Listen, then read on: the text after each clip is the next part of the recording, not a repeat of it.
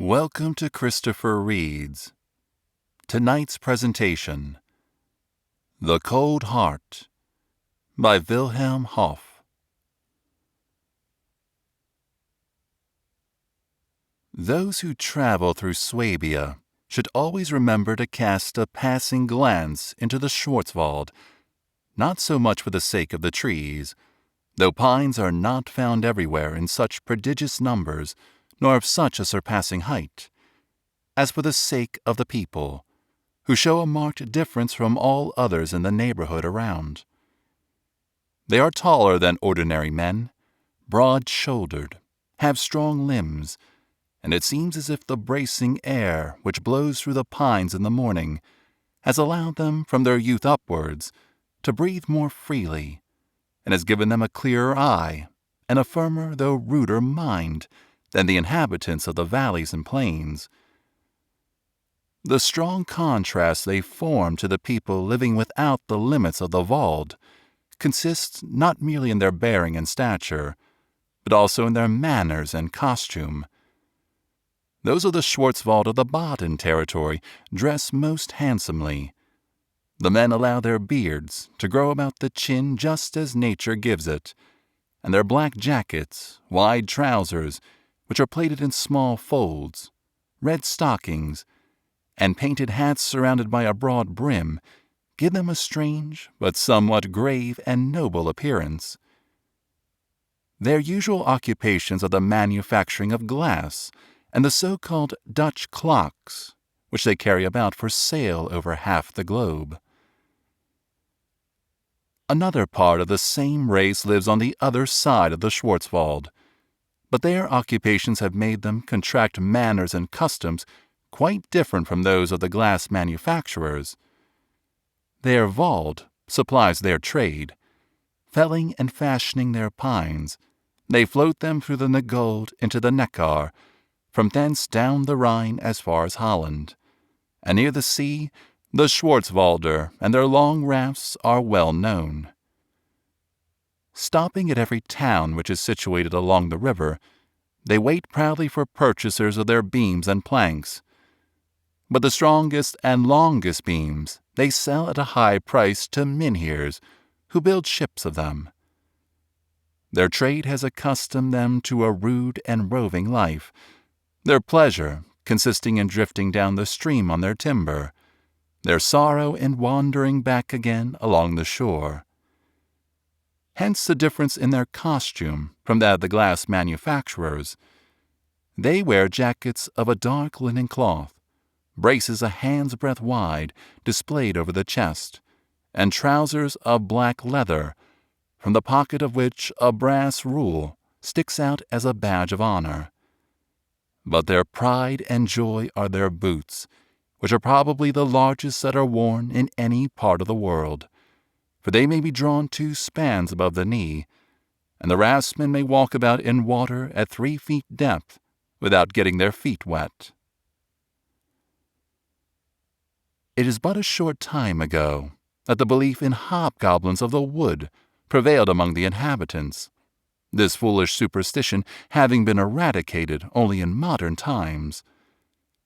But the singularity about these hobgoblins who are said to haunt the Schwarzwald is that they also wear the different costumes of the people.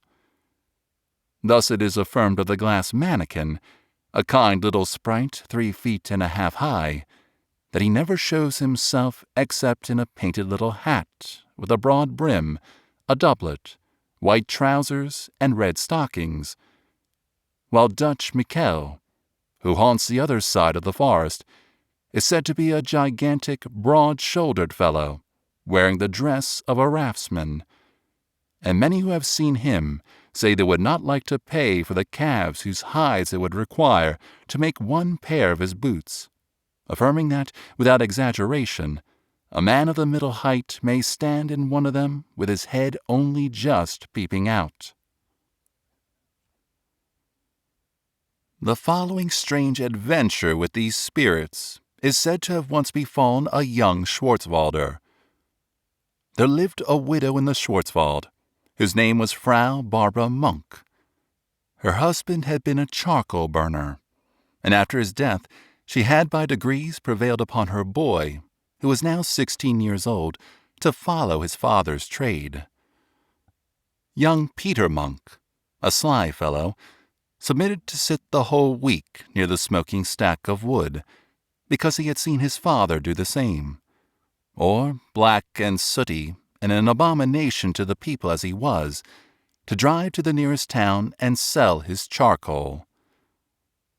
Now, a charcoal burner has much leisure for reflection about himself and others, and when Peter Monk was sitting by his stack, the dark trees around him, as well as the deep stillness of the forest, disposed his heart to tears and to an unknown secret longing. Something made him sad and vexed him, without his knowing exactly what it was. At length, however, he found out the cause of his vexation. It was his condition. A black, solitary charcoal burner, he said to himself. It is a wretched life. How much more of the glass manufacturers and the clockmakers regarded, and even the musicians on a Sunday evening. And when Peter Monk appears, washed, clean, and dressed out in his father's best jacket, with the silver buttons and brand-new red stockings, if then anyone walking behind him thinks to himself, I wonder who that smart fellow is, admiring all the time my stockings and stately gait.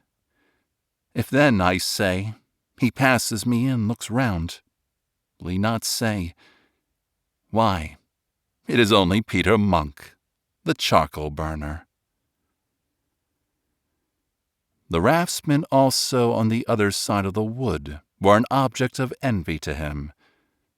When these giants of the forest came over in their splendid clothes, wearing about their bodies 100 weight of silver, either in buckles, buttons, or chains, standing with sprawling legs and consequential look to see the dancing, swearing in Dutch, and smoking cologne clay pipes a yard long, like the most noble mynheers, then he pictured to himself such a raftsman as the most perfect model of human happiness. But when these fortunate men put their hands into their pocket, pulled out handsful of thalers, and staked a sex-botsner piece upon the cast of a die, throwing their 5 or 10 florins to and fro, he was almost mad, and sneaked sorrowfully home to his hut. Indeed, he had seen some of these gentlemen of the timber trade, on many a holy-day evening, lose more than his poor old father had gained in the whole year. There were 3 of these men, in particular, of whom he knew not which to admire most. The one was a tall, stout man, with ruddy face, who passed for the richest man in the neighborhood. He was usually called Fat Hezekiel. Twice every year he went with timber to Amsterdam, and had the good luck to sell it so much dearer than the rest that he could return home in a splendid carriage, while they had to walk. The second was the tallest and leanest man in the whole Wald, and was usually called the Tall Schlurker. It was his extraordinary boldness that excited Monk's envy, for he contradicted people of the first importance, took up more room than 4 stout men, no matter how crowded the inn might be, setting either both his elbows upon the table, or drawing one of his long legs on the bench. Yet, notwithstanding all this, none dared to oppose him, since he had a prodigious quantity of money. The third was a handsome young fellow, who, being the best dancer far around, was hence called the King of the Ballroom. Originally poor, he had been servant to one of the timber merchants, when all at once he became immensely rich, for which some accounted by saying he had found a pot full of money under an old pine tree, while others asserted that he had fished up in the Rhine near Bingen a packet of gold coins with a spear which these raftsmen sometimes throw at the fish as they go along in the river, that packet being part of the great Nibelungenhort which is sunk there. But however this might be, the fact of his suddenly becoming rich caused him to be looked upon as a prince by young and old. Often did poor Peter Monk the coal-burner think of these three men when sitting alone in the pine forest. All three indeed had one great fault, which made them hated by everybody. This was their insatiable avarice, their heartlessness towards their debtors and towards the poor, for the Schwarzwälder are naturally a kind-hearted people. However, we all know how it is in these matters. Though they were hated for their avarice, yet they commanded respect on account of their money, for who but they could throw away thalers as if they could shake them from the pines? "This will do no longer," said Peter one day to himself, when he felt very melancholy, it being the morrow after a holiday, when everybody had been at the inn. "If I don't soon thrive, I shall make away with myself. Oh, that I were as much looked up to and as rich as the stout Ezekiel, or as bold and powerful as the tall Schlurker, or as renowned as the king of the ballroom, and could like him throw thalers instead of kreutzers to the musicians. I wonder where the fellow gets his money." Reflecting upon all the different means by which money may be got, he could please himself with none, till at length he thought of the tales of those people who, in times of old, had become rich through the Dutchman Mikel, or the glass mannikin. During his father's lifetime, other poor people often made their calls, and then their conversation was generally about rich persons, and the means by which they had come by their riches. In these discourses, the glass mannikin frequently played a conspicuous part. Now, if Peter strained his memory a little, he could almost recall the short verse which one must repeat near the Tannenbühl in the heart of the forest to make the sprite appear.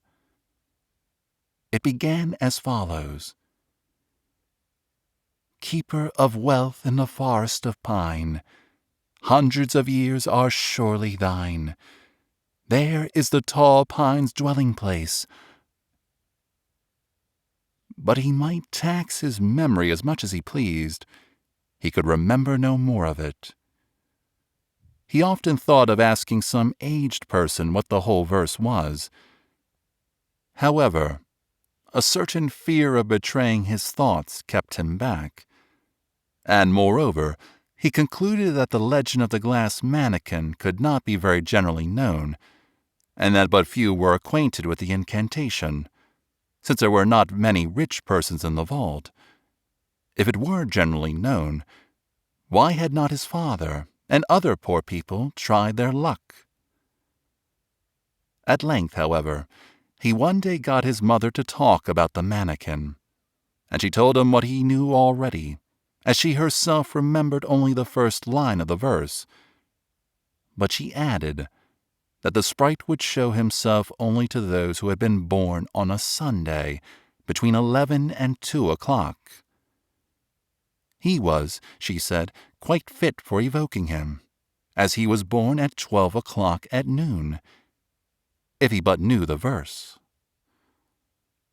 When Peter Monk heard this, he was almost beside himself with joy and desire to try the adventure. It appeared to him enough to know part of the verse and to be born on a Sunday, for the glass mannikin to show himself. Consequently, when he one day had sold his coals, he did not light a new stack, but put on his father's holiday jacket, his new red stockings, and best hat, took his blackthorn stick 5 feet long into his hand, and bade farewell to his mother, saying, "I must go to the magistrate in the town, for we shall soon have to draw lots who is to be soldier, and therefore I wish to impress once more upon him that you are a widow, and I am your only son." His mother praised his resolution, but he started for the Tannenbühl. This lies in the highest point of the Schwarzwald, and not a village or even a hut was found at that time for 2 leagues around, for the superstitious people believed it was haunted. They were even very unwilling to fell timber in that part, though the pines were tall and excellent, for often the axes of the woodcutters had flown off the handle into their feet, or the trees falling suddenly had knocked the men down, and either injured or even killed them. Moreover, they could have used the finest trees from there only for fuel, since a raftsman never would take a trunk from the Tannenbühl as part of a raft, there being a tradition that both men and timber would come to harm if they had a tree from that spot on the water. Hence the trees there grew so dense and high that it was almost night at noon. When Peter Munk approached the place, he felt quite awe-stricken, hearing neither voice nor footstep except his own. No axe resounded, and even the birds seemed to shun the darkness amidst the pines. Peter Munk had now reached the highest point of the Tannenbühl, and stood before a pine of enormous girth, for which a Dutch shipbuilder would have given many 100 florins on the spot. "Here," said he, "the treasure-keeper, the Schatzhauser, no doubt lives." And pulling off his large hat, he made a low bow before the tree, cleared his throat, and said with a trembling voice, "I wish you a good evening, Mr. Glass Mannikin." But receiving no answer, and all around remaining silent as before, he thought it would probably be better to say the verse, and therefore murmured it forth. On repeating the words, he saw, to his great astonishment, a singular and very small figure peep forth from behind the tree. It seemed to him as if he had beheld the glass mannikin just as he was described. The little black jacket, red stockings, hat, all even to the pale but fine shrewd countenance of which the people so much talked, he thought he had seen. But alas! As quickly as it had peeped forth, as quickly it had disappeared again. "Mr. Glass Mannikin!" cried Peter Munk, after a short hesitation. "Pray don't make a fool of me. If you fancy that I have not seen you, you are vastly mistaken. I saw you very well peeping forth from behind the tree." Still no answer. Only at times he fancied he heard a low, hoarse tittering behind the tree. At length his impatience conquered this fear, which had still restrained him, and he cried, "Wait, you little rascal! I will have you yet!" At the same time he jumped behind the tree, but there was no Schatzhauser, and only a pretty little squirrel was running up the tree. Peter Munk shook his head. He saw he had succeeded to a certain degree in the incantation, and that he perhaps only wanted one more rhyme to the verse to evoke the glass mannikin. He tried over and over again, but could not think of anything. The squirrel showed itself from the lowest branches of the tree, and seemed to encourage, or perhaps to mock him. It trimmed itself, it rolled its pretty tail, and looked at him with its cunning eyes. At length he was almost afraid of being alone with this animal, for sometimes it seemed to have a man's head, and to wear a 3-cornered hat, sometimes to be quite like another squirrel, with the exception only of having red stockings and black shoes on its hind feet. In short, it was a merry little creature. But still Peter felt an awe, fancying that all was not right. Peter now went away with more rapid strides than he had come. The darkness of the forest seemed to become blacker and blacker. The trees stood closer to each other, and they began to be so terrified that he ran off in a trot, and only became more tranquil when he heard dogs bark at a distance, and soon after descried the smoke of a hut through the trees. But on coming nearer and seeing the dress of the people, he found that having taken the contrary direction, he had got to the raftsmen instead of the glassmakers. The people living in the hut were woodcutters, consisting of an aged man with his son, who was the owner, and some grown-up grandchildren. They received Peter Monk, who begged a night's quarter, hospitably enough, without asking his name or residence. They gave him cider to drink, and in the evening a large black cock, the best meal in the Schwarzwald, was served up for supper. After this meal, the housewife and her daughters took their distaffs and sat round a large pine torch, which the boys fed with the finest rosin. The host with his guest sat smoking and looking at the women, while the boys were busy carving wooden spoons and forks.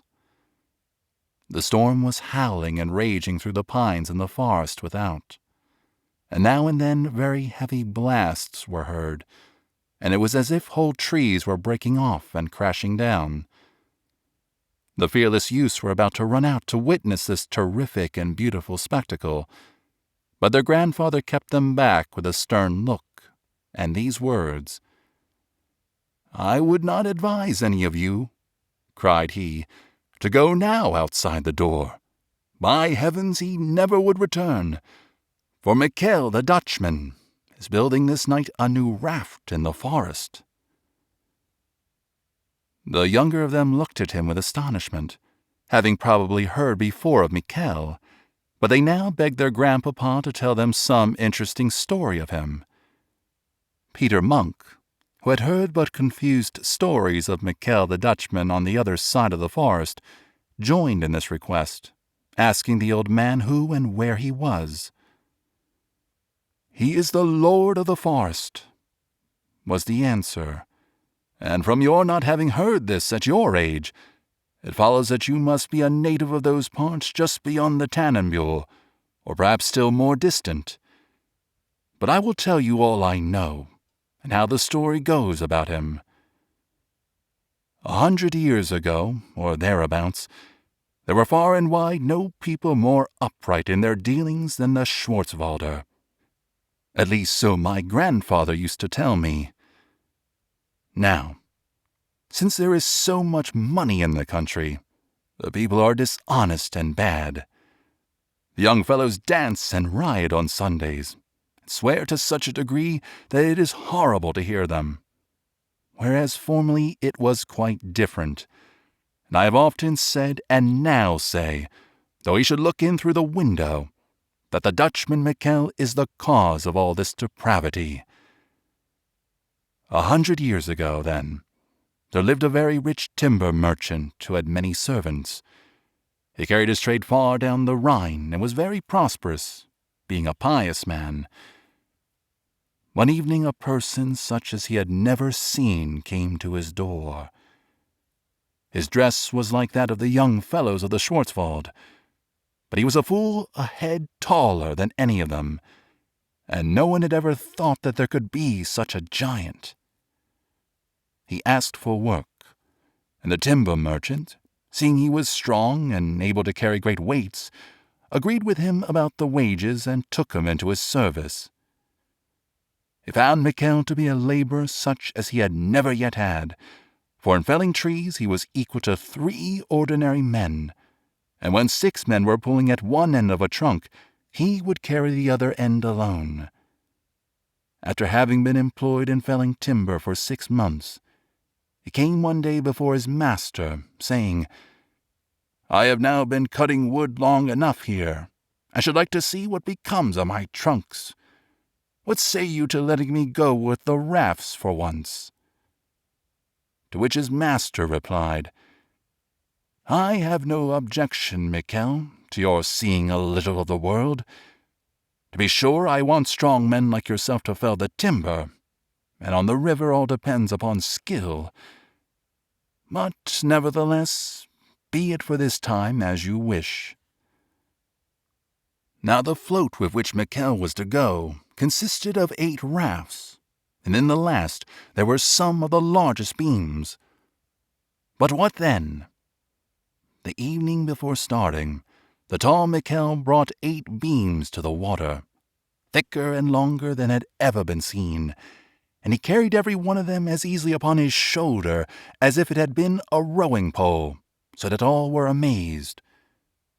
Where he had felled them, no one knows to this day. The heart of the timber merchant was leaping with joy when he saw this, calculating what these beams would fetch. But Mikel said, "Well, these are for my travelling on.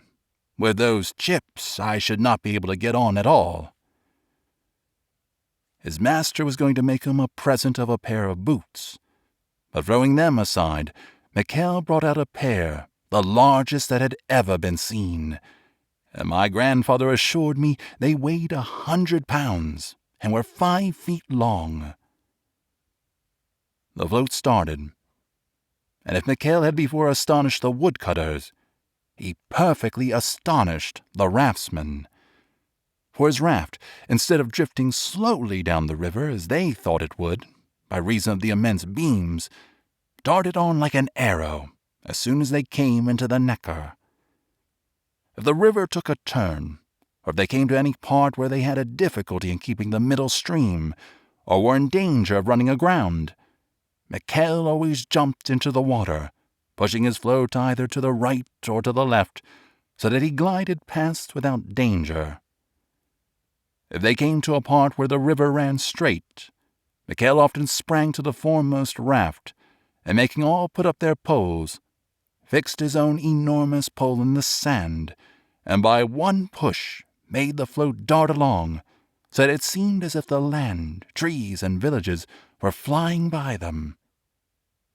Thus they came in half the time they generally occupied to Cologne on the Rhine, where they formerly used to sell their timber. Here Mikel said, "You are but sorry merchants, and know nothing of your advantage. Think you these colonies want all the timber from the Schwarzwald for themselves? I tell you no. They buy it of you for half its value, and sell it dear to Holland. Let us sell our small beams here, and go to Holland with the large ones. What we get above the ordinary price is our own profit." Thus spoke the subtle Mikel, and the others consented, some because they liked to go and see Holland, some for the sake of the money. Only one man was honest, and endeavored to dissuade them from putting the property of their master in jeopardy, or cheating him out of the higher price. However, they did not listen to him, and forgot his words, while Mikel forgot them not. So they went down the Rhine with the timber, and Mikel, guiding the float, soon brought them to Rotterdam. Here they were offered 4 times as much as at Cologne, and particularly the large beams of Mikel fetched a very high sum. When the Schwarzwalders beheld the money, they were almost beside themselves with joy. Mikel divided the money, putting aside 1/4 for their master, and distributing the other 3 among the men. And now they went into the public houses with sailors and other rabble, squandering their money in drinking and gambling, while the honest fellow who had dissuaded them was sold by Mikel to a slave trader, and has never been heard of since. From that time forward, Holland was a paradise to the fellows from the Schwarzwald, and the Dutchman Mikel their king. For a long time the timber merchants were ignorant of this proceeding, and before people were aware, money, swearing, corrupt manners, drunkenness, and gambling were imported from Holland. When the thing became known, Mikel was nowhere to be found. But he was not dead. For 100 years he has been haunting the forest, and is said to have helped many in becoming rich, at the cost of their souls, of course. More I will not say. This much, however, is certain, that to the present day, in boisterous nights, he finds out the finest pines in the Tannenbühl, where people are not to fell wood, and my father has seen him break off one of 4 feet diameter, as he would break a reed. Such trees he gives to those who turn from the right path and go to him. At midnight they bring their rafts to the water, and he goes to Holland with them. If I were lord and king in Holland, I would have him shot with grape. For all the ships that have but a single beam of Mikkel's must go to the bottom. Hence it is that we hear of so many shipwrecks, and if it were not so, how could a beautiful, strong ship as large as a church be sunk? But as often as Mikkel fells a pine in the forest during a boisterous night, one of his old ones starts from its joints, the water enters, and the ship is lost, men and all. So far goes the legend of the Dutchman Mikkel, and true it is that all the evil in the Schwarzwald dates from him. Oh, he can make one rich, added the old man mysteriously. But I would have nothing from him. I would at no price be in the shoes of fat Ezekiel and the long Schlurker. The king of the ballroom, too, is said to have made himself over to him. The storm had abated during the narrative of the old man. The girls timidly lighted their lamps and retired, while the men put a sackful of leaves upon the bench by the stove as a pillow for Peter Munk, and wished him good night.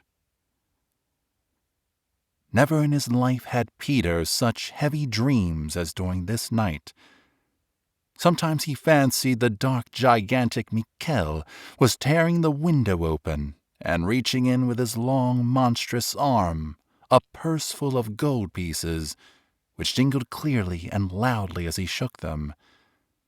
At another time, he saw the little friendly glass mannikin riding upon a huge green bottle about the room, and thought he heard again the same hoarse laughter as in the Tannenbühl. Again, something hummed into his left ear the following verse: In Holland, I wot, there's gold to be got, small price for a lot. Who would have it not? Again he heard in his right ear the song of the Schatzhauser in the green forest, and a soft voice whispered to him, Stupid Carl Peter, stupid Peter Munk, you cannot find a rhyme with place, yet are born on a Sunday at 12 o'clock precisely. Rhyme, dull Peter, rhyme. He groaned. He wearied himself to find a rhyme, but never having made one in his life, his trouble in his dream was fruitless. When he awoke the next morning with the first dawn, his dream seemed strange to him. He sat down at the table with his arms crossed, and meditated upon the whisperings that were still ringing in his ears. He said to himself, Rhyme, stupid Peter, rhyme, knocking his forehead with his finger, but no rhyme would come. While still sitting in this mood, looking gloomily down before him, and thinking of a rhyme with place, he heard 3 men passing outside and going into the forest, one of whom was singing, I stood upon the brightest place, I gazed upon the plain, and then, oh then, I saw that face I never saw again. These words flashed like lightning through Peter's ear, and hastily starting up, he rushed out of the house, thinking he was mistaken in what he had heard, ran after the 3 fellows and seized, suddenly and rudely, the singer by the arm, crying at the same time, Stop, friend! What was it you rhymed with place? Do me the favor to tell me what you were singing." "What possesses you, fellow?" replied the Schwarzwalder. "I may sing what I like. Let go my arm, or—" "No, you shall tell me what you were singing," shouted Peter, almost beside himself, clutching him more tightly at the same time. When the other two saw this, they were not long in falling foul upon poor Peter with their large fists, and belaboring him till the pain made him release the third, and he sank exhausted upon his knees. "Now you have your due," said they, laughing. "And mark you, madcap, never again stop people like us upon the highway." "Woe is me," replied Peter with a sigh. "I shall certainly recollect it. But now that I have had the blows, you will oblige me by telling me plainly what he was singing." To this they laughed again and mocked him, but the one who had sung repeated the song to him, after which they went away laughing and singing. "Face," then said the poor belabored Peter as he got up slowly, "will rhyme with place. Now, glass mannikin, I will have another word with you." He went into the hut, took his hat and long stick, bid farewell to the inmates, and commenced his way back to the Tannenbühl. Being under the necessity of inventing a verse, he proceeded slowly and thoughtfully on his way. At length, when he was already within the precincts of the Tannenbühl, and the trees became higher and closer, he found his verse, and for joy cut a caper in the air. All at once, he saw coming from behind the trees a gigantic man dressed like a raftsman, who held in his hand a pole as large as the mast of a ship. Peter Monk's knees almost gave way under him when he saw him slowly striding by his side, thinking he was no other than the Dutchman Mikkel. Still the terrible figure kept silence, and Peter cast a side glance at him from time to time. He was full a head taller than the biggest man Peter had ever seen. His face expressed neither youth nor old age, but was full of furrows and wrinkles. He wore a jacket of linen, and the enormous boots being drawn above his leather breeches were well known to Peter from hearsay. "What are you doing in the Tannenbühl, Peter Monk?" asked the Wood King at length, in a deep, roaring voice. "Good morning, countrymen," replied Peter, wishing to show himself undaunted, but trembling violently all the while. "Peter Monk," replied Mikkel, casting a piercing, terrible glance at him, "your way does not lie through this grove." "True, it does not exactly," said Peter, "but being a hot day, I thought it would be cooler here." "Do not lie, Peter," cried Mikkel in a thundering voice, "or I strike you to the ground with this pole. Think you I have not seen you begging of the little one?" He added mildly, Come, confess it. It was a silly trick, and it is well you did not know the verse, for the little fellow is a skinflint, giving but little, and he to whom he gives is never again cheerful in his life. Peter, you are but a poor fool, and I pity you in my soul. You, such a brisk, handsome fellow, surely could do something better in the world than make charcoal. While others lavish big thalers and ducats, you can scarcely spend a few pence. 'Tis a wretched life. You are right. It is truly a wretched life, "Well," continued Mikkel, "I will not stand upon trifles. You would not be the first honest good fellow whom I have assisted at a pinch. Tell me, how many $100 do you want for the present?" Shaking the money in his huge pocket as he said this, so that it jingled just as Peter had heard it in his dream. But Peter's heart felt a kind of painful convulsion at these words, and he was cold and hot alternately. For Mikkel did not look as if he would give away money out of charity, without asking anything in return. The old man's mysterious words about rich people occurred to him, and urged by an inexplicable anxiety and fear, he cried, "Much obliged to you, sir, but I will have nothing to do with you, and know you well." And at the same time he began to run as fast as he could. The wood spirit, however, strode by his side with immense steps, murmuring and threatening, "You will yet repent it, Peter. It is written on your forehead, and to be read in your eyes, that you will not escape me. Do not run so fast. Listen only to a single rational word. There is my boundary already." But Peter, hearing this and seeing at a little distance before him a small ditch, hastened the more to pass this boundary, so that Mikkel was obliged at length to run faster, cursing and threatening while pursuing him. With a desperate leap, Peter cleared the ditch, for he saw that the wood spirit was raising his pole to dash it upon him. Having fortunately reached the other side, he heard the pole shatter to pieces in the air, as if against an invisible wall, and the long piece fell down at his feet.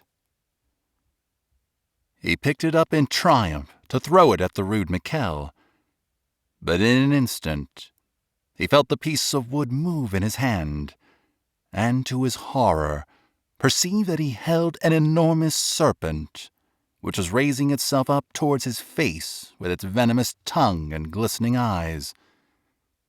He let go his hold, but it had already twisted itself tight around his arm and came still closer to his face with its vibrating head. At this instant, however, an immense black cock rushed down, seized the head of the serpent with its beak, and carried it up in the air. Mikkel, who had observed all this from the other side of the ditch, howled, cried, and raved when he saw the serpent carried away by one more powerful than himself. Exhausted and trembling, Peter continued his way. The path became steeper, the country wilder, and soon he found himself before the large pine. He again made a bow to the invisible glass mannequin, as he had done the day before, and said, "Keeper of wealth in the forest of pine, hundreds of years are surely thine. Thine is the tall pine's dwelling place. Those born on Sunday see thy face." "You have not quite hit it," said a delicate, fine voice near him. "But as it is you, Peter, I will not be particular." Astonished, he looked round, and lo, under a beautiful pine there sat a little old man in a black jacket, red stockings, and a large hat on his head. He had a tiny, affable face, and a little beard as fine as a spider's web, and strange to see, he was smoking a pipe of blue glass. Nay, Peter observed to his astonishment, on coming nearer, that the clothes, shoes, and hat of the little man were also of colored glass, which was as flexible as if it were still hot, bending like cloth to every motion of the little man.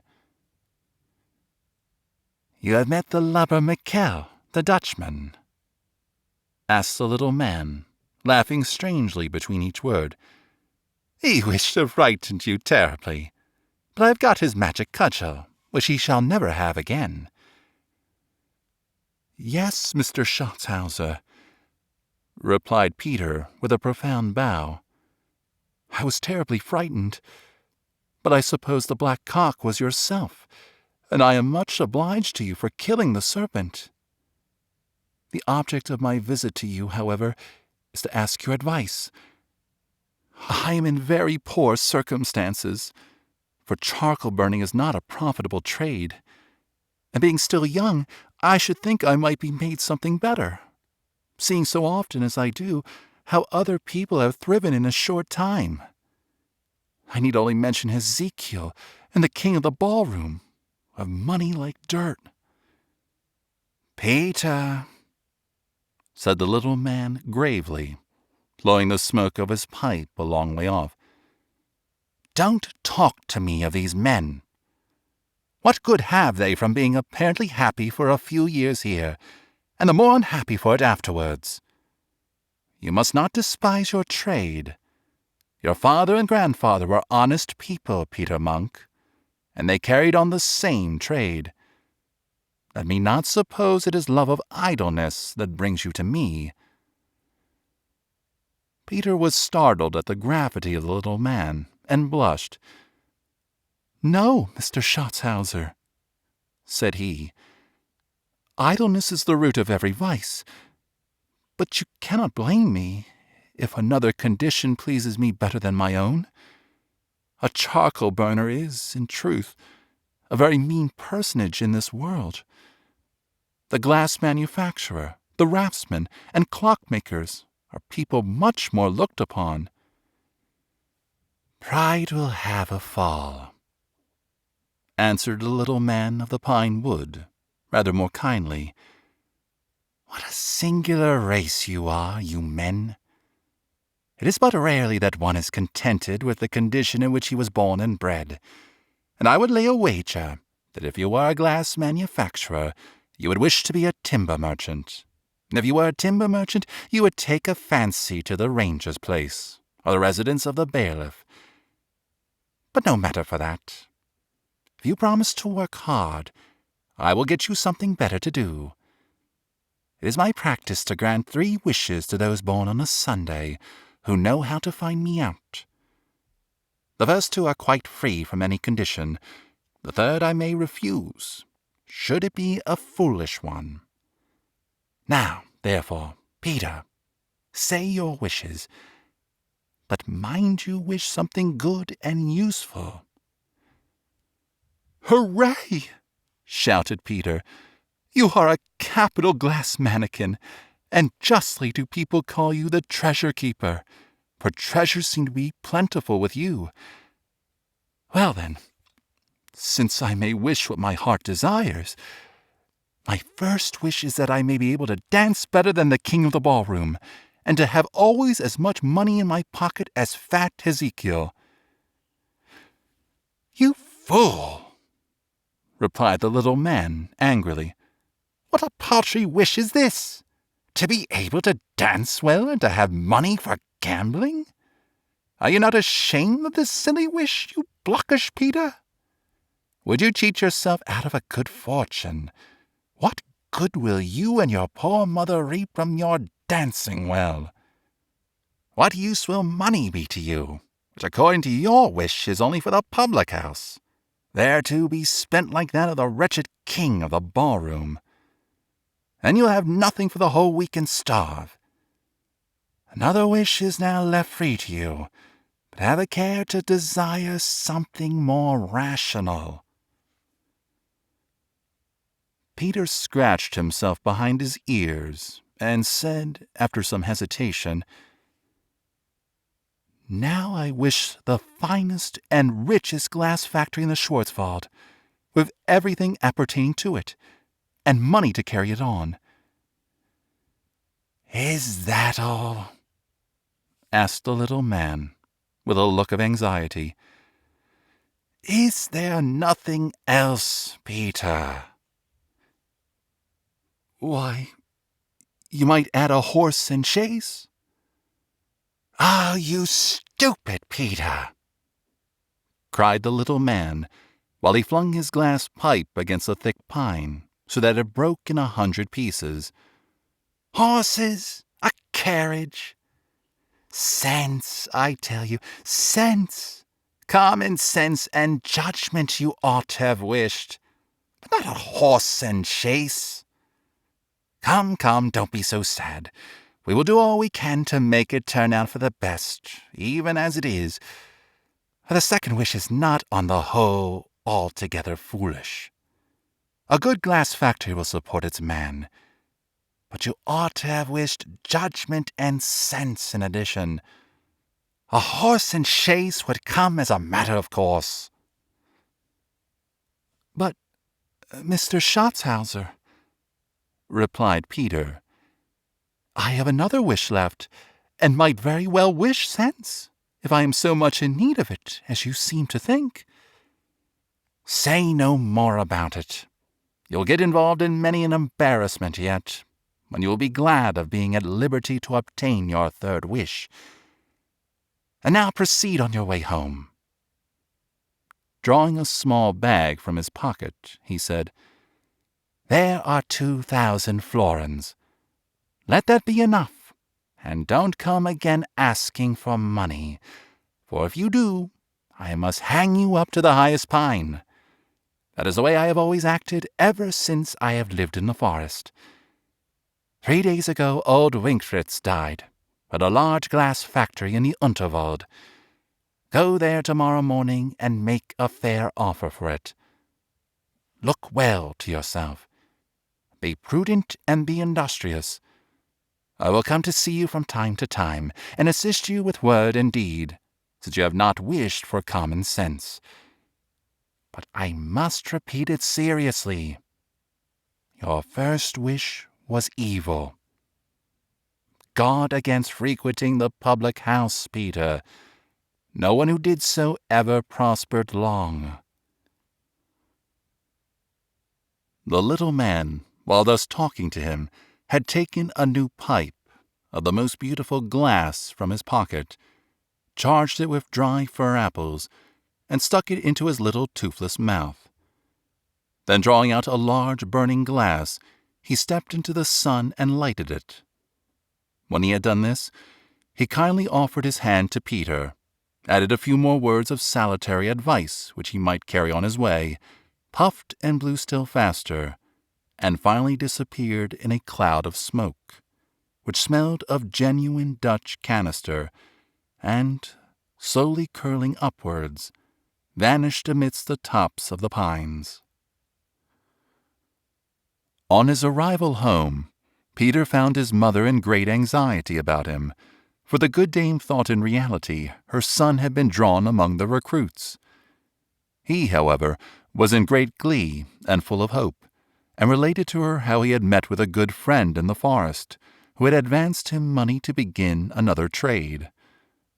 Although his mother had been living for 30 years in a charcoal burner's hut, and was as much accustomed to the sight of sooty people as any miller's wife is to the flowery face of her husband, yet as soon as her Peter showed her a more splendid lot, she was vain enough to despise her former condition, and said, "In truth, as the mother of a man who possesses a glass manufactory, I shall indeed be something different from neighbor Kate and Betsy, and shall in future sit more consequentially at church among the people of quality."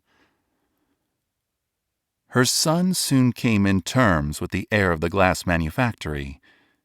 He kept the workmen he found, and made them work day and night at manufacturing glass.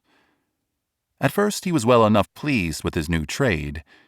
He was in the habit of walking leisurely into the factory, striding up and down with an air of consequence, and with his hands in his pockets, looking now in one corner, now in another, and talking about various things at which his workmen often used to laugh heartily. His chief delight, however, was to see the glass blown, when he would often set to work himself and form the strangest figures of the soft mass. But he soon took a dislike to the work. First came only for an hour in the day, then only every other day, and finally only once a week, so that his workmen did just what they liked. All this proceeded from his frequenting the public house.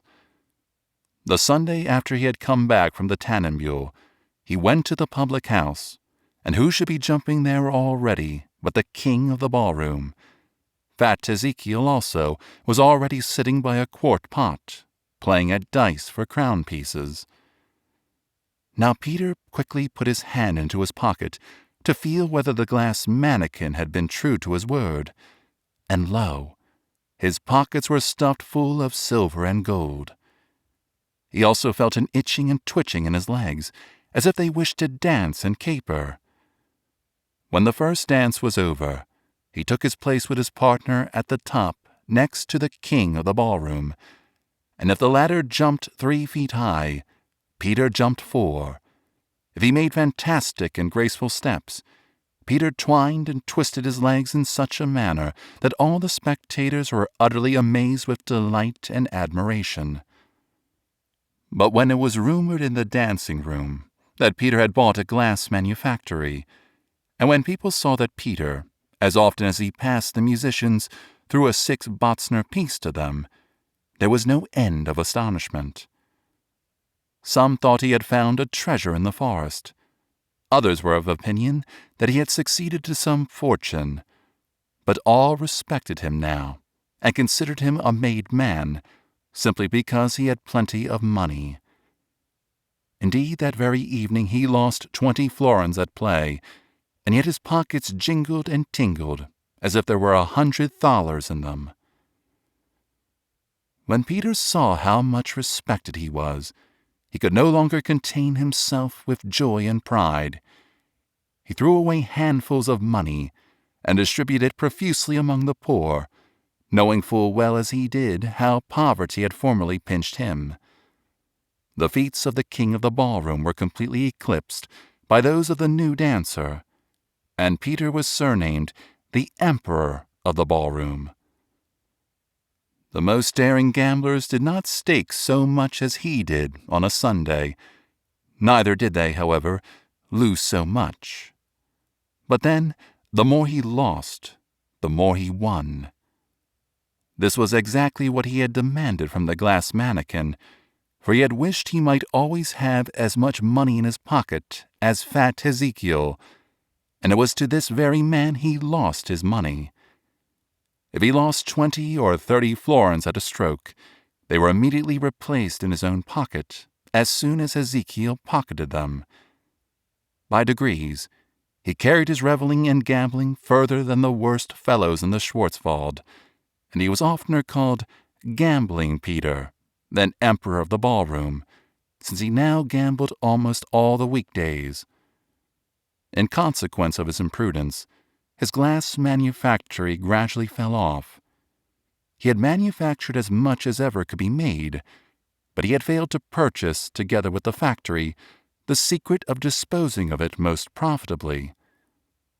At length it accumulated to such a degree that he did not know what to do with it, and sold it for half price to itinerant dealers in order to pay his workmen.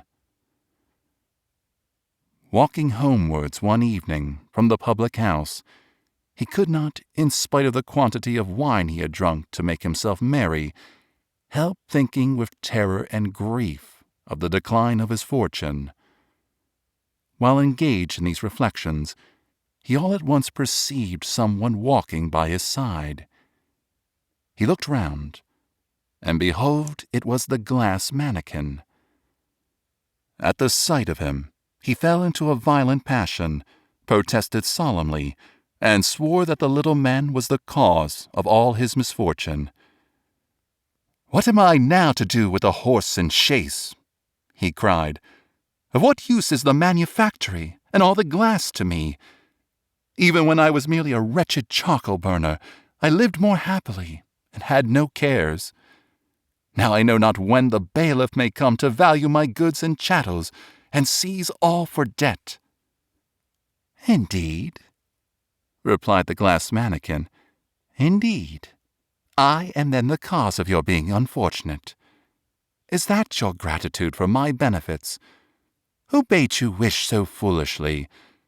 A glass manufacturer you wished to be, and you did not know where to sell your glass. Did I not tell you to be cautious in what you wished? Common sense, Peter, and prudence you wanted. A fig for your sense and prudence, cried Peter. I am as shrewd a fellow as anyone, and will prove it to you, glass mannikin. Seizing him rudely by the collar as he spoke these words, and crying, Have I got you now, Schatzhauser? Now I will tell you my third wish, which you shall grant me. I'll have instantly on the spot 200,000 hard thalers and a house. Woe is me! He cried, suddenly shaking his hand, for the little man of the wood had changed himself into red-hot glass and burned in his hand like bright fire. Nothing more was to be seen of him. For several days his swollen hand reminded him of his ingratitude and folly. Soon, however, he silenced his conscience, saying, Should they sell my glass, manufactory and all, still fat Ezekiel is certain to me, and as long as he has money on a Sunday, I cannot want. Very true, Peter. But if he has none. And so it happened one day, and it proved a singular example in arithmetic. For he came one Sunday in his chaise to the inn, and at once all the people popped their heads out of the windows, one saying, There comes gambling Peter. A second saying, Yes, there is the emperor of the ballroom, the wealthy glass manufacturer. While a third shook his head, saying, It is all very well with his wealth, but people talk a great deal about his debts, and somebody in town has said that the bailiff will not wait much longer before he distrains upon him. At this moment the wealthy Peter saluted the guests at the windows, in a haughty and grave manner, descended from his chaise, and cried, Good evening, mine host of the sun. Is fat Ezekiel here?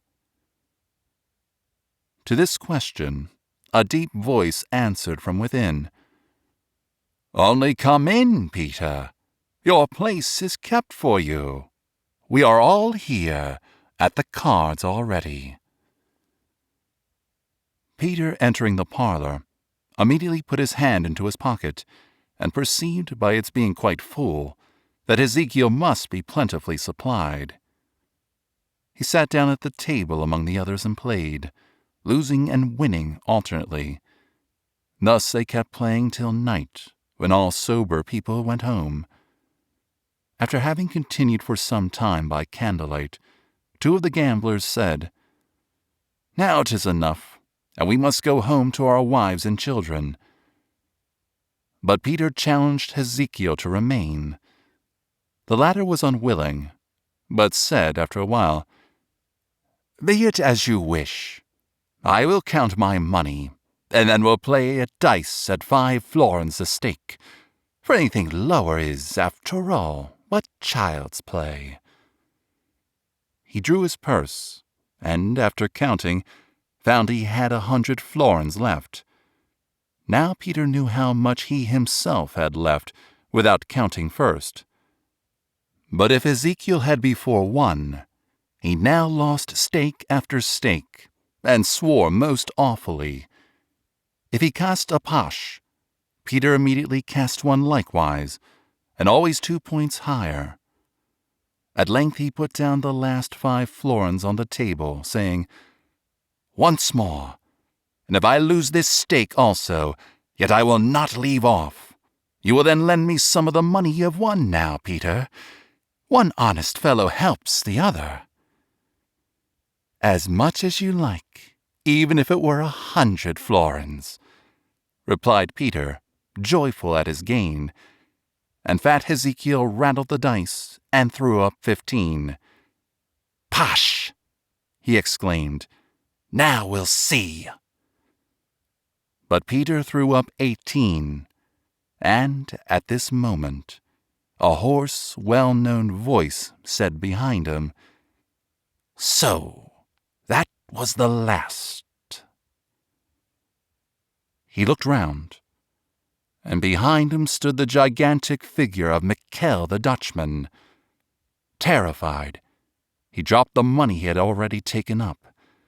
But fat Ezekiel, not seeing Mikkel, demanded that Peter should advance him 10 florins for playing. As if in a dream, Peter hastily put his hand into his pocket, but there was no money. He searched in the other pocket, but in vain. He turned his coat inside out. Not a farthing, however, fell out. And at this instant he first recollected his first wish, namely, to have always as much money in his pocket as fat Ezekiel. All had now vanished like smoke. The host and Ezekiel looked at him with astonishment, as he still searched for and could not find his money. They would not believe that he had no more left, but when they at length searched his pockets, without finding anything, they were enraged, swearing that Gambling Peter was an evil wizard, and had wished away all the money he had won home to his own house. Peter defended himself stoutly, but appearances were against him. Ezekiel protested he would tell this shocking story to all the people in the Schwarzwald, and the host vowed he would, the following morning early, go into the town and inform against Peter as a sorcerer, adding that he had no doubt of his being burnt alive. Upon this they fell furiously upon him, tore off his coat, and kicked him out of doors. Not one star was twinkling in the sky to lighten Peter's way, as he sneaked sadly towards his home, but still he could distinctly recognize a dark form striding by his side, which at length said, "It is all over with you, Peter Monk. All your splendor's at an end, and this I could have foretold you even at the time when you would not listen to me, but rather ran to the silly glass dwarf. You now see to what you have come by disregarding my advice. But try your fortune with me this time. I have compassion on your fate. No one ever yet repented of applying to me, and if you don't mind the walk to the Tannenmühle, I shall be there all day tomorrow, and you may speak to me, if you will call." Peter now very clearly perceived who was speaking to him, but feeling a sensation of awe, he made no answer and ran towards home. When, on the Monday morning, he came to his factory, he not only found his workmen, but also other people whom no one likes to see, namely the bailiff and 3 beadles. The bailiff wished Peter good morning, asked him how he had slept, and then took from his pocket a long list of Peter's creditors, saying, with a stern look, "Can you pay or not? Be short, for I have no time to lose, and you know it is full 3 leagues to the prison." Peter in despair confessed he had nothing left, telling the bailiff he might value all the premises, horses, and carts. But while they went about examining and valuing the things, Peter said to himself, "Well, it is but a short way to the Tannenmühle, and as the little man has not helped me, I will now try for once the big man." He ran towards the Tannenmühle as fast as if the beetles were at his heels. On passing the spot where the glass mannikin had first spoken to him, he felt as if an invisible hand were stopping him. But he tore himself away, and ran onwards till he came to the boundary which he had well marked. Scarcely had he, almost out of breath, called, "Dutch Mikkel! Mr. Dutch Mikkel!" Then suddenly the gigantic raftsman with his pole stood before him. "Have you come, then?" said the latter, laughing. "Were they going to fleece you and sell you to your creditors? Well, be easy. All your sorrow comes, as I have always said, from the little glass mannikin, the separatist and pietist. When one gives, one ought to give right plentifully, and not like that skinflint. But come," he continued, turning towards the forest, "follow me to my house. There we'll see whether we can strike a bargain." Strike a bargain, thought Peter. What can he want of me? What can I sell to him? Am I perhaps to serve him, or what is it that he can want? They went at first uphill over a steep forest path, but all at once they stopped at a dark, deep, and almost perpendicular ravine. Michel leaped down as easily as he would go down marble steps, but Peter almost fell into a fit when he saw him below, rising up like a church steeple, reaching him an arm as long as a scaffolding pole, with a hand at the end as broad as the table in the alehouse, and calling in a voice which sounded like the deep tones of a death bell, "Set yourself boldly on my hand. Hold fast by the fingers, and you will not fall off." Peter, trembling, did as he was ordered, sat down upon his hand, and held himself fast by the thumb of the giant. They now went down a long way and very deep, yet to Peter's astonishment it did not grow darker. On the contrary, the daylight seemed rather to increase in the chasm, and it was some time before Peter's eyes could bear it. Michel's stature became smaller as Peter came lower down, and he stood now in his former size before a house, just like those of the wealthy peasants of the Schwarzwald.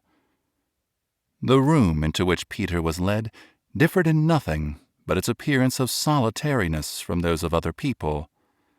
The wooden clock, the stove of Dutch tiles, the broad benches and utensils on the shelves were the same as anywhere else. Michel told him to sit down at the large table, then went out of the room and returned with a pitcher of wine and glasses. Having filled these, they now began a conversation, and Dutch Michel expatiated on the pleasures of the world, talked of foreign countries, fine cities and rivers, so that Peter, at length, feeling a yearning after such sights, candidly told Michel his wish. "If you had courage and strength in your body to undertake anything, could a few palpitations of your stupid heart make you tremble, and the offences against honor or misfortunes, why should a rational fellow care for either? Did you feel it in your head when they but lately called you a cheat and a scoundrel, or did it give you a pain in your stomach when the bailiff came to eject you from your house? Tell me, where was it you felt pain?" "In my heart," replied Peter, putting his hand on his beating breast, for he felt as if his heart was anxiously turning within him. "Excuse me for saying so, but you have thrown away many 100 florins on vile beggars and other rabble. What has it profited you? They have wished you blessings and health for it. Well, have you grown the healthier for that? For half that money you might have kept a physician. A blessing, a fine blessing, forsooth, when one is distrained upon and ejected. And what was it that urged you to put your hand into your pocket as often as a beggar held out his broken hat? Why, your heart again, and ever your heart. Neither your eyes, nor your tongue, nor your arms, nor your legs, but your heart. You have, as the proverb truly says, taken too much to heart." "But how can we accustom ourselves to act otherwise? I take at this moment every possible pains to suppress it, yet my heart palpitates and pains me." "You indeed, poor fellow," cried Mikkel, laughing. "You can do nothing against it. But give me this scarcely palpitating thing, and you will see how comfortable you will then feel." "My heart to you?" cried Peter, horrified.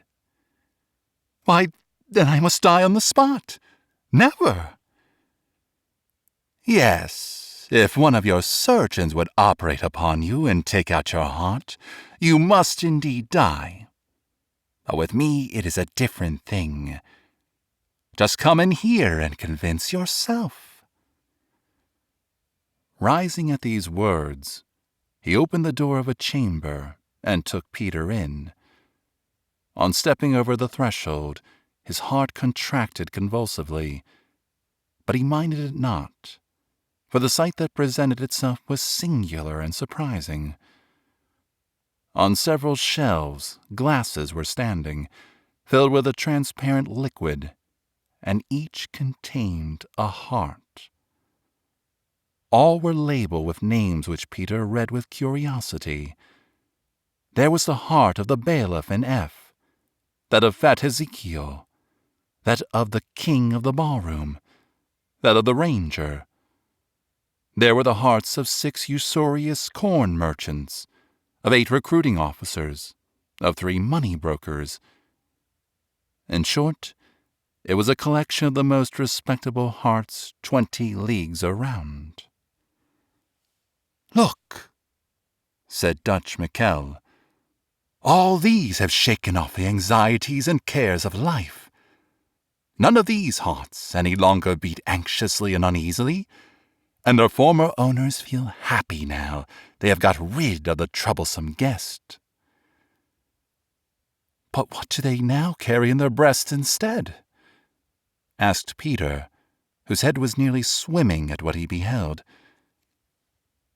"This," replied he, taking out of a small drawer and presenting to him a heart of stone.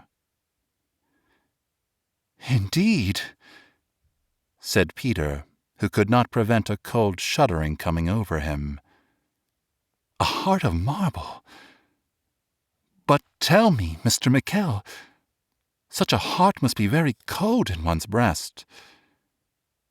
"True, but very agreeably cool. Why should a heart be warm? For in winter its warmth is of little use, and good strong Kirschwasser does more than a warm heart. And in summer, when all is hot and sultry, you can't think how cooling such a heart is. And, as before said, such a heart feels neither anxiety nor terror, neither foolish compassion nor other grief." "And that is all you can offer me?" asked Peter indignantly. "I looked for money, and you are going to give me a stone?" "Well, and 100,000 florins, methinks, would suffice you for the present. If you employ it properly, you may soon make it 1,000,000. 100,000! exclaimed the poor coal-burner joyfully. "Well, don't beat so vehemently in my bosom. We shall soon have done with one another. Agreed, Mikkel. Give me the stone and the money, and the alarm you may take out of its case." "I always thought you were a reasonable fellow," replied Mikkel, with a friendly smile. "Come, let us drink another glass, and then I will pay you the money." They went back to the room and sat down again to the wine, drinking one glass after another, till Peter fell into a profound sleep. He was awakened by the cheerful blast of a postboy's bugle, and found himself sitting in a handsome carriage, driving along on a wide road. On putting his head out, he saw in the airy distance the Schwarzwald lying behind him. At first he could scarcely believe that it was his own self sitting in the carriage, for even his clothes were different from those he had worn the day before. But still he had such a distinct recollection that, giving up at length all these reflections, he exclaimed, "I am Peter, and no other. That is certain." He was astonished that he could no longer in the slightest degree feel melancholy, now he for the first time departed from his quiet home and the forest where he had lived so long. He could not even press a tear out of his eyes or utter a sigh when he thought of his mother, who must now feel helpless and wretched, for he was indifferent to everything. "Well," he said, "tears and sighs, yearning for home and sadness, proceed indeed from the heart. But thanks to Dutch Michael, mine is of stone and cold." Putting his hand upon his breast, he felt all quiet and no emotion. "If Michael," said he, beginning to search the carriage, "keeps his word as well with respect to the 100,000 florins as he does with the heart, I shall be very glad." In his search he found articles of dress of every description he could wish, but no money. At length, however, he discovered a pocket containing many thousand thalers in gold, and bills on large houses in all the great cities. "Now I have what I want," thought he, squeezed himself into the corner of the carriage, and went into the wide world. For 2 years he traveled about in the world, looked from his carriage to the right and left up the houses, but whenever he alighted, he looked at nothing except the sign of the hotel, and then ran about the town to see the finest curiosities. But nothing gladdened him, no pictures, no building, no music, no dancing, nor anything else had any interest for or excited his stone heart. His eyes and ears were blunted for everything beautiful. No enjoyment was left him but that which he felt in eating and drinking and sleep, and thus he lived running through the world without any object, eating for amusement and sleeping from ennui.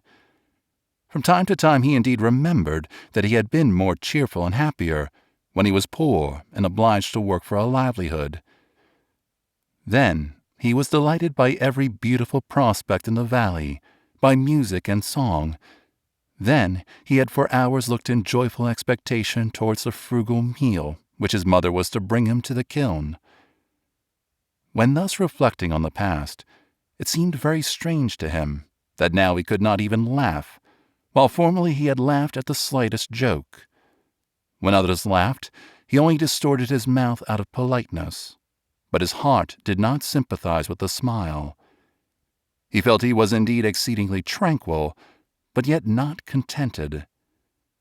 It was not a yearning after home, nor was it sadness, but a void, desolate feeling, satiety, and a joyless life that at last urged him to his home. When, after leaving Strasbourg, he beheld the dark forest of his native country, when for the first time he again saw the robust figures, the friendly and open countenances of the Schwarzwalder, when the homely, strong, and deep, but harmonious sound struck upon his ear, he quickly put his hand upon his heart, for his blood flowed faster, thinking he must rejoice and weep at the same time. But how could he be so foolish? He had a heart of stone, and stones are dead, and can neither smile nor weep.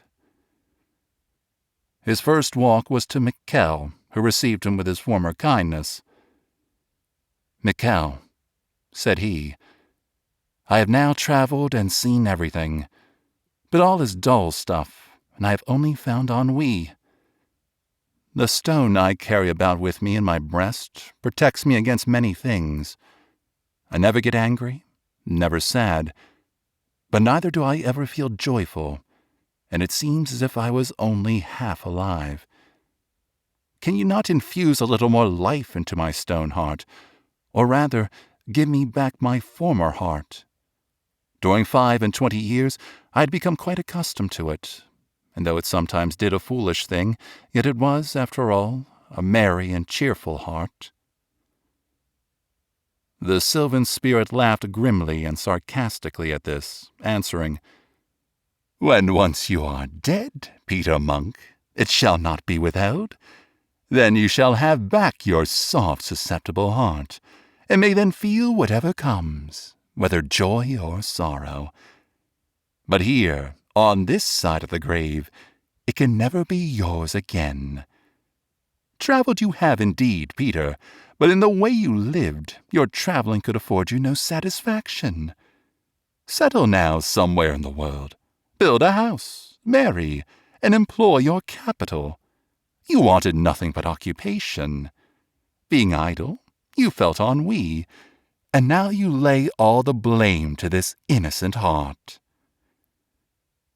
Peter saw that Michel was right with respect to idleness, and therefore proposed to himself to become richer and richer. Michel gave him another 100,000 florins, and they parted as good friends. The report soon spread in Schwarzwald that Coal Peter, or Gambling Peter, had returned, and was much richer than before. It was here as it always is. When he was a beggar he was kicked out of the inn, but now he had come back wealthy. All shook him by the hand when he entered on the Sunday afternoon, praised his horse, asked about his journey, and when he began playing for hard dollars with fat Ezekiel, he stood as high in their estimation as ever before. He no longer followed the trade of glass manufacturer, but the timber trade, though that only in appearance, his chief business being in corn and money transactions. Half the people of the Schwarzwald became by degrees his debtors, and he lent money only at 10%, or sold corn to the poor who, not being able to pay ready money, had to purchase it at 3 times its value. With the bailiff, he now stood on a footing of the closest friendship, and if anyone failed paying Mr. Peter Monk on the very day the money was due, the bailiff with his beadles came, valued house and property, sold all instantly, and drove father, mother, and child out into the forest. This became at first rather troublesome to Peter, for the poor outcasts besieged his doors in troops, the men imploring indulgence, the women trying to move his stony heart, and the children moaning for a piece of bread. But getting a couple of large mastiffs, he soon put an end to this cat's music, as he used to call it, for he whistled and set them on the beggars, who dispersed screaming.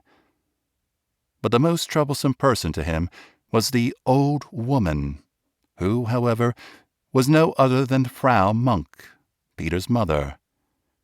She had been reduced to great poverty and distress when her house and all was sold, and her son, on returning wealthy, had troubled himself no more about her. So she came sometimes before his house, supporting herself on a stick, as she was aged, weak, and infirm. But she no more ventured to go in, as he had on one occasion driven her out, and she was much grieved at being obliged to prolong her existence by the bounties of other people, while her own son might have prepared for her a comfortable old age. But his cold heart never was moved by the sight of the pale face and well-known features, by the imploring looks, outstretched withered hands, and decaying frame. If on a Saturday she knocked at the door, he put his hand grumbling into his pocket for a 6 Botzen piece, wrapped it in a bit of paper, and sent it out by a servant. He heard her tremulous voice when she thanked him, and wished him a blessing in this world. He heard her crawl away coughing from the door, but he thought of nothing, except that he had again spent 6 Botzen for nothing. At length Peter took it into his head to marry. He knew that every father in the Schwarzwald would gladly give him his daughter, but he was fastidious in his choice, for he wished that everybody should praise his good fortune and understanding in matrimony, as well as in other matters. He therefore rode about the whole forest, looking out in every direction, but none of the pretty Schwarzwalder girls seemed beautiful enough for him. Having finally looked out in vain for the most beautiful at all the dancing rooms, he was one day told the most beautiful and most virtuous girl in the whole forest was the daughter of a poor woodcutter. He heard she lived quiet and retired, was industrious, and managed her father's household well, and that she was never seen at a dancing-room, not even at Whitsuntide or the Kirkvifest. When Peter heard of this wonder of the Schwarzwald, he determined to court her, and, having inquired where the hut was, rode there. The father of the beautiful Elizabeth received the great gentleman with astonishment, but was still more amazed when he heard it was the rich Herr Peter who wished to become his son-in-law. Thinking all his cares and poverty would now be at an end, he did not hesitate long in giving his consent, without even asking the beautiful Elizabeth. And the good child was so dutiful that she became Frau Peter Munk without opposition. But the poor girl did not find the happiness she had dreamt of. She believed she understood the management of a house well, but she could never give satisfaction to Herr Peter. She had compassion on poor people, and, as her husband was wealthy, thought it no sin to give a poor woman a penny, or a dram to a poor aged man.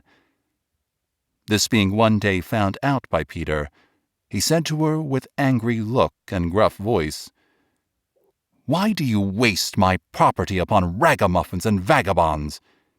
Have you brought anything of your own to the house that you can give away? With your father's beggar staff you could not warm a soup, and you lavish my money like a princess. Once more let me find you out, and you shall feel my hand." The beautiful Elizabeth wept in her chamber over the hard heart of her husband, and often wished herself at home in her father's poor hut, rather than with the rich but avaricious and sinful Peter. Alas! Had she known that he had a heart of marble, and could neither love her nor anybody else, she would not perhaps have wondered. But as often as a beggar now passed while she was sitting before the door, and drawing his hat off asked for alms, she shut her eyes, that she might not behold the distress, and closed her hand tight, that she might not put it involuntarily in her pocket and take out a kreutzer. This caused a report and obtained an ill name for Elizabeth in the whole forest, and she was said to be even more miserly than Peter Munk. But one day Frau Elizabeth was again sitting before the door, spinning and humming an air, for she was cheerful because it was fine weather, and Peter was taking a ride in the country, when a little old man came along the road, carrying a large heavy bag, and she heard him panting at a great distance. Sympathizing, she looked at him, and thought how cruel it was to place such a heavy burden upon an aged man. In the meanwhile the little man came near, tottering and panting, and sank under the weight of his bag almost down on the ground, just as he came opposite Frau Elizabeth. "Oh, have compassion on me, good woman, and give me a drink of water," said the little man. "I can go no further, and must perish from exhaustion." "But you ought not to carry such heavy loads at your age," said she. "No more I should if I were not obliged to work as carrier from poverty and to prolong my life," replied he. "Ah, such rich ladies as you know not how painful poverty is, how strengthening a fresh draught in this hot weather." On hearing this, she immediately ran into the house, took a pitcher from the shelf, and filled it with water. But she had only gone a few paces back to take it to him, when, seeing the little man sit on his bag, miserable and wretched, she felt pity for him, and recollecting that her husband was from home, she put down the pitcher, took a cup, filled it with wine, put a loaf of rye bread on it, and gave it to the poor old man. "There," she said, "a draught of wine will do you more good than water, as you are very old. But do not drink so hastily, and eat some bread with it." The little man looked at her in astonishment, till the big tears came into his eyes. He drank and said, "I have grown old, but have seen few people who were so compassionate and knew how to spend their gifts so handsomely and cordially as you do, Frau Elizabeth. But you will be blessed for it on earth. Such a heart will not remain unrequited." "No, and she shall have her reward on the spot," cried a terrible voice, and looking round, they found it was Herr Peter, with a face as red as scarlet. "Even my choicest wine you waste upon beggars, and give my own cup to the lips of vagabonds. There, take your reward." His wife fell prostrate before him and begged his forgiveness, but the heart of stone knew no pity, and flourishing the whip he held in his hand, he struck her with the ebony handle on her beautiful forehead with such vehemence that she sank lifeless into the arms of the old man. When he saw what he had done, it was almost as if he repented of the deed immediately. He stooped to see whether there was yet life in her, but the little man said in a well-known voice, "Spare your trouble, Peter. She was the most beautiful and lovely flower in the Schwarzwald, but you have crushed it, and never again will see it bloom." Now the blood fled from Peter's cheek, and he said, "Is it you, then, Mr. Schatzhauser? Well, what is done, then, and I suppose this was to happen. But I trust you will not inform against me." "Wretch," replied the glass mannikin, "what would it profit me if I brought your mortal part to the gallows? It is not earthly tribunals you have to fear, but another and more severe one, for you have sold your soul to the evil one." "And if I have sold my heart," cried Peter, "it is no one's fault but yours and your deceitful treasures. Your malicious spirit brought me to ruin. You forced me to seek help from another, and upon you lies the whole responsibility." He had scarcely uttered these words than the little man grew enormously tall and broad. His eyes, it is said, became as large as soup plates, and his mouth like a heated furnace vomiting flames. Peter fell upon his knees, and his stone heart did not protect his limbs from trembling like an aspen leaf. The sylvan spirit seized him, as if with vulture's claws, by the nape of the neck, whirled him round as the storm whirls the dry leaves, and dashed him to the ground so that his ribs cracked within him. "You worm of dust!" he cried, in a voice roaring like thunder. "I could crush you if I wished, for you have trespassed against the Lord of the Forest. But for the sake of this dead woman that fed and refreshed me, I give you a week's respite. If you do not repent, I shall return and crush your bones, and you will go hence in your sins." It was already evening when some men passing by saw the wealthy Peter Monk lying on the ground. They turned him over and over to see whether there was still life in him, but for a long time looked in vain. At length one of them went into the house, fetched some water, and sprinkled some on his face. Peter fetched a deep sigh, and opened his eyes, looking for a long time around, and asked for his wife Elizabeth, but no one had seen her. He thanked the men for their assistance, crawled into his house, searched everywhere, but in vain, and found what he imagined to be a dream, a sad reality. As he was now quite alone, strange thoughts came into his mind. He did not indeed fear anything, for his heart was quite cold. But when he thought of the death of his wife, his own forcibly came to his mind, and he reflected how laden he should go hence, heavily laden with the tears of the poor, with thousands of the curses of those who could not soften his heart, with the lamentations of the wretched on whom he had set his dogs, with the silent despair of his mother, with the blood of the beautiful and good Elizabeth, and yet he could not even so much as give an account of her to her poor old father, should he come and ask, "Where is my daughter, your wife?" How, then, could he give an account to him whom belongs all woods, all lakes, all mountains, and the life of men? This tormented him in his dreams at night, and he was awoke every moment by a sweet voice crying to him, "Peter, get a warmer heart." And when he was awoke, he quickly closed his eyes again, for the voice uttering this warning to him could be none other but that of his Elizabeth.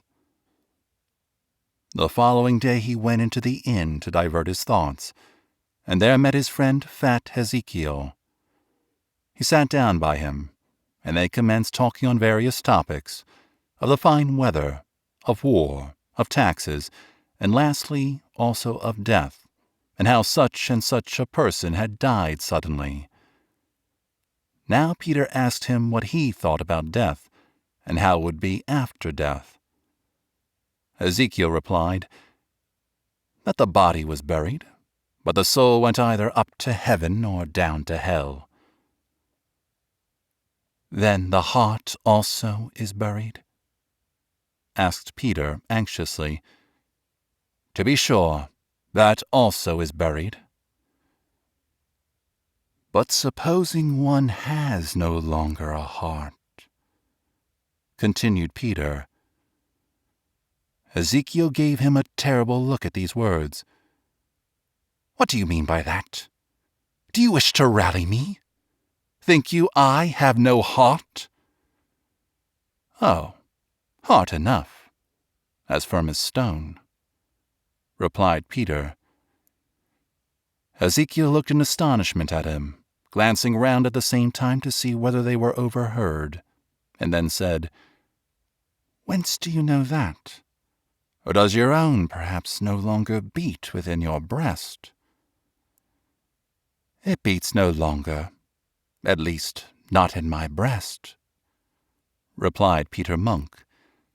"But tell me, as you know what I mean, how will it be with our hearts?" "Why does that concern you, my good fellow?" answered Ezekiel, laughing. "I have plenty here upon earth. That is sufficient. Indeed, the comfort of our cold hearts is that no fear at such thoughts befalls us." "Very true. But still one cannot help thinking of it. And though I know no fear now, still I well remember how I was terrified at hell when yet an innocent little boy." "Well, it will not exactly go well with us," said Ezekiel. "I once asked a schoolmaster about it, who told me that the hearts are weighed after death to ascertain the weight of their sins. The light ones rise, the heavy sink, and methinks our stone hearts will weigh heavy enough." "Alas, true," replied Peter. "I often feel uncomfortable that my heart is so devoid of sympathy, and so indifferent when I think of such things." So ended their conversation. But the following night Peter again heard the well-known voice whispering into his ear 5 or 6 times, "Peter, get a warmer heart." He felt no repentance at having killed his wife, but when he told the servants that she had gone on a journey, he always thought within himself, "Where is she gone to?" 6 days had thus passed away, and he still heard the voice at night, and still thought of the sylvan spirit and his terrible menace. But on the 7th morning, He jumped up from his couch and cried, "Well, then, I will see whether I can get a warmer heart, for the stone cold in my breast makes my life only tedious and desolate." He quickly put on his best dress, mounted his horse, and rode towards the Tannenbühl. Having arrived at that part where the trees stand thickest, he dismounted and went with a quick pace towards the summit of the hill, and as he stood before the thick pine, he repeated the following verse: "Keeper of wealth in the forest of pine, hundreds of years are surely thine. Thine is the tall pine's dwelling place. Those born on Sunday see thy face." The glass mannikin appeared, not looking friendly and kindly as formerly, but gloomy and sad. He wore a little coat of black glass, and a long glass crape hung floating from his hat, and Peter well knew for whom he mourned. "What do you want with me, Peter Monk?" asked he with a stern voice. "I have one more wish, Mr. Schatzhauser," replied Peter, with his look cast down. "Can hearts of stone still wish?" said the former. "You have all your corrupt mind can need, and I could scarcely fulfill your wish. But you have promised to grant me 3 wishes, and one I still have left." "I can refuse it if it is foolish," continued the spirit. "But come, let me hear what you wish." "Well, take the dead stone out of me, and give me a living heart," said Peter. "Have I made the bargain about the heart with you?" asked the glass mannikin. "Am I the Dutch Mikkel, who gives wealth and cold hearts? It is of him you must seek to regain your heart." "Alas, he will never give it back," said Peter. "Bad as you are, yet I feel pity for you," continued the little man after some consideration. "And as your wish is not foolish, I cannot at least refuse my help. Here, then, you can never recover your heart by force, only by stratagem, but probably you will find it without difficulty, for Mikkel will ever be stupid Mikkel, although he fancies himself very shrewd. Go straightway to him and do as I tell you." He now instructed Peter fully, and gave him a small cross of pure glass, saying, "He cannot touch your life, and will let you go when you hold this before him and repeat a prayer. When you have obtained your wish, return to me." Peter took the cross, and pressed all his words on his memory, and started on his way to the Dutchman Mikkel's residence. There he called his name 3 times, and immediately the giant stood before him. "You have slain your wife?" he asked with a grim laugh. "I should have done the same. She wasted your property on beggars. But you will be obliged to leave the country for some time, and I suppose you want money and have come to get it." "You have hit it," replied Peter, "and pray that it be a large sum, for it is a long way to America." Mikkel leading the way, they went into his cottage. There he opened a chest containing much money, and took out whole rolls of gold. While he was counting it on the table, Peter said, "You're a wag, Mikkel. You have told me a fib, saying that I had a stone in my breast and that you had my heart." "And is it not so, then?" asked Mikkel, astonished. "Do you feel your heart? Is it not cold as ice? Have you any fear or sorrow? Do you repent of anything?" "You have only made my heart to cease beating, but I still have it in my breast, and so has Ezekiel, who told me you had deceived us both. You are not the man who, unperceived and without danger, could tear the heart from the breast. It would require witchcraft on your part." "But I assure you," cried Michal angrily, "you and Ezekiel and all the rich people who have sold themselves to me have hearts as cold as yours, and their real hearts I have here in my chamber." "Ah, how glibly you can tell lies," said Peter, laughing. "You must tell that to another to be believed.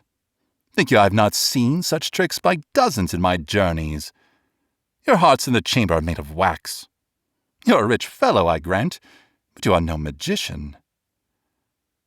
Now the giant was enraged, and burst open the chamber door, saying, "Come in and read all the labels, and look yonder is Peter Monk's heart. Do you see how it writhes? Can that too be of wax?" "For all that, it is of wax," replied Peter. "A genuine heart does not writhe like that. I have mine still in my breast. No, you are no magician." "But I will prove it to you," cried the former angrily. "You shall feel that it is your heart." He took it, opened Peter's waistcoat, took the stone from his breast and held it up.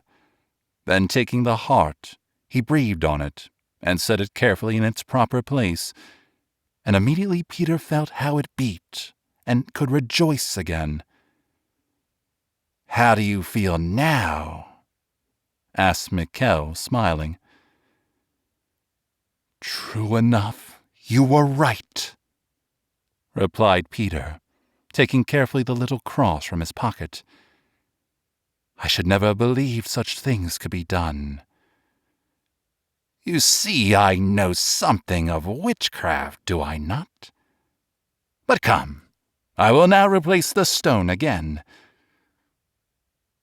"Gently, Herr Michal," cried Peter, stepping backwards and holding up the cross. "Mice are deceived with bacon, and this time you have been deceived." And immediately he began to repeat the prayers that came into his mind. Now Michal became less and less, fell to the ground, and writhed like a worm, groaning and moaning, and all the hearts round began to beat and became convulsed, so that it sounded like a clockmaker's workshop. Peter was terrified. His mind was quite disturbed. He ran from the house, and, urged by the anguish of the moment, climbed up a steep rock, for he heard Michal get up, stamping and raving, and denouncing curses on him. When he reached the top, he ran towards the Tannenbühl. A dreadful thunderstorm came on. Lightning flashed around him, splitting the trees, but he reached the precincts of the glass mannequin in safety. His heart beat joyfully, only because it did beat. But now he looked back with horror on his past life, as he did on the thunderstorm that was destroying the beautiful forest on his right and left. He thought of his wife, a beautiful, good woman whom he had murdered from avarice. He appeared to himself an outcast from mankind, and wept bitterly as he reached the hill of the glass mannequin. The Schatzhauser was sitting under a pine tree and was smoking a small pipe, but he looked more serene than before. "Why do you weep, Peter?" asked he. "Have you not recovered your heart? Is the cold one still in your breast?" "Alas, sir," sighed Peter, "when I still carried about with me the cold, stony heart, I never wept. My eyes were as dry as the ground in July. But now my old heart will almost break with what I have done. I have driven my debtors to misery, set the dogs on the sick and poor, and you yourself know how my whip fell upon her beautiful forehead.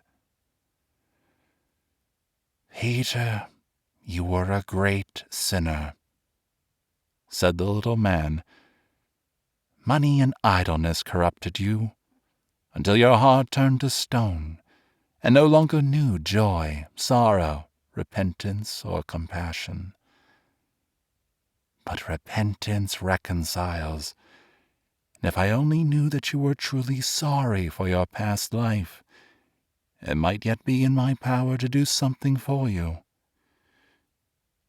I wish nothing more," replied Peter, dropping his head sorrowfully. "It is all over with me. I can no more rejoice in my lifetime. What shall I do, thus alone in the world? My mother will never pardon me for what I have done to her. I have perhaps brought her to the grave. Monster that I am! Elizabeth, my wife, too. Rather strike me dead, Herr Schatzhauser, and my wretched life will end at once." "Well," replied the little man, "if you wish nothing else, you can have it. So my axe is at hand." He quietly took his pipe from his mouth, knocked the ashes out, and put it into his pocket. Then rising slowly, he went behind the pines. But Peter sat down weeping in the grass. His life had no longer any value for him, and he patiently awaited the deadly blow. After a short time, he heard gentle steps behind him, and thought, "Now he is coming." "Look up once more, Peter Monk," cried the little man. He wiped the tears from his eyes and looked up, and beheld his mother and Elizabeth his wife, who kindly gazed on him. And he jumped up joyfully, saying, "You are not dead, then, Elizabeth, nor you, mother. And have you forgiven me?" "They will forgive you," said the glass mannikin, "because you feel true repentance, and all shall be forgotten. Go home now to your father's hut, and be a charcoal burner as before. If you are active and honest, you will do credit to your trade, and your neighbors will love and esteem you more than if you possessed 10 tons of gold." Thus saying, the glass mannikin left them. The three praised and blessed him and went home. The splendid house of wealthy Peter stood no longer. It was struck by lightning and burnt to the ground, with all its treasures. But they were not far from his father's hut, and thither they went, without caring much for their great loss. But what was their surprise when they reached the hut? It was changed into a handsome farmhouse, and all in it was simple, but good and cleanly. "This is the glass mannikin's doing," cried Peter. "How beautiful," said Frau Elizabeth. "And here I feel at home more than in the larger house with many servants." Henceforth Peter Monk became an industrious and honest man.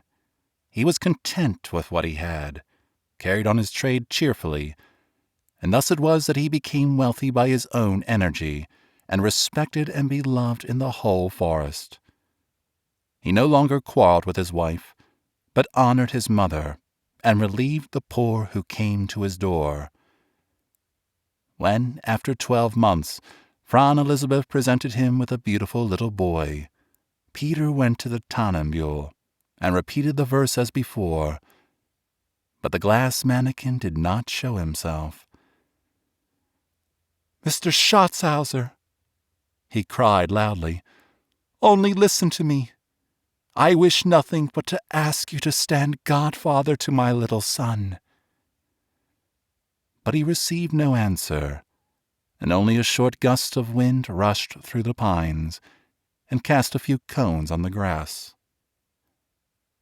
Then I will take these as a remembrance, as you will not show yourself," cried Peter, and he put them in his pocket and returned home.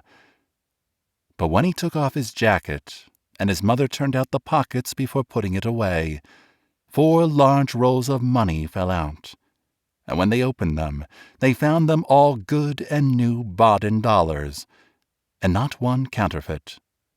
And these were the intended godfather's gift for little Peter from the little man in the Tannenbühl. Thus they lived on, quietly and cheerfully, and many a time Peter Monk, when gray-headed, would say, "It is indeed better to be content with little, and to have wealth and a cold heart."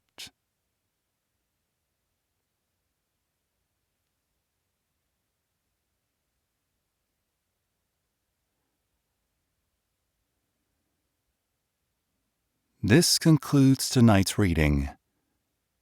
The Cold Heart by Wilhelm Hauff.